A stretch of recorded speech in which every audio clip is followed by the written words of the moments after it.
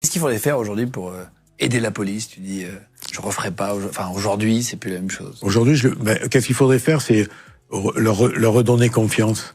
Que les politiques montrent, que les hommes politiques montrent qu'ils ont confiance dans leur police, au lieu de leur mettre des bâtons dans les roues, que ce soit procédurellement ou pour tout, quoi. Qui leur donne envie, qui leur montre qu'ils ont confiance en eux. La police est le métier le plus surveillé du monde. On parle que de l'affaire Naël, c'est-à-dire un refus d'obtempérer d'un mec qui est connu, qui a un long comme le bras. On parle que de ça. Quand les gilets jaunes ont été réprimés, alors je veux bien qu'il y ait eu des violences de certains policiers, je veux bien. Mais il fallait voir ce qu'il y avait en face aussi.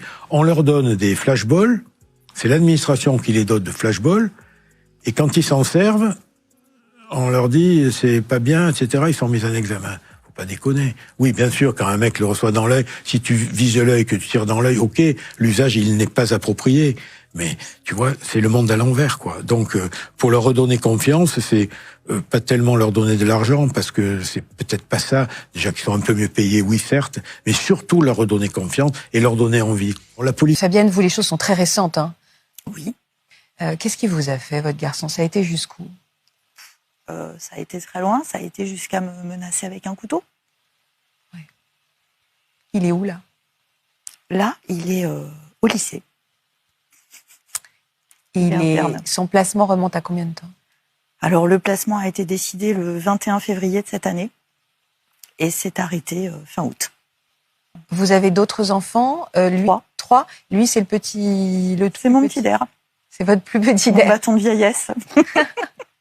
Qu'est-ce qui s'est passé? Est-ce que lui aussi, il y a eu un élément déclencheur pour que cet enfant parte dans la mauvaise direction? Alors, déclencheur, non, ça a été crescendo. Depuis petit, il était un enfant un peu difficile? Ça a été un enfant compliqué en termes de comportement. Il était agressif? Alors, petit, pas agressif, mais il a un TDAH. Donc, tout déficitaire de l'attention, avec ou sans hyperactivité, dans son cas avec. Sinon, c'était pas drôle. Et puis, il y a des TOP, des troubles d'opposition et de provocation, avec des troubles 10 qui viennent s'ajouter. Voilà, donc il est suivi depuis la grande section maternelle. Dès son plus jeune âge, il a eu des épisodes violents? Alors, pas violents, mais verbalement, il y avait des choses qui étaient quand même pas très sympas. Et qui étaient en décalage avec son âge? Oui, complètement. Ouais. À quel moment vous avez pris conscience de la gravité de la situation? On va dire que cette violence, elle a vraiment explosé après le Covid. Pourquoi? Qu'est-ce qui s'est passé pendant le Covid? Situation familiale complètement modifiée. C'est-à-dire que moi, j'ai une maison à étage, ma maman vivait au-dessus.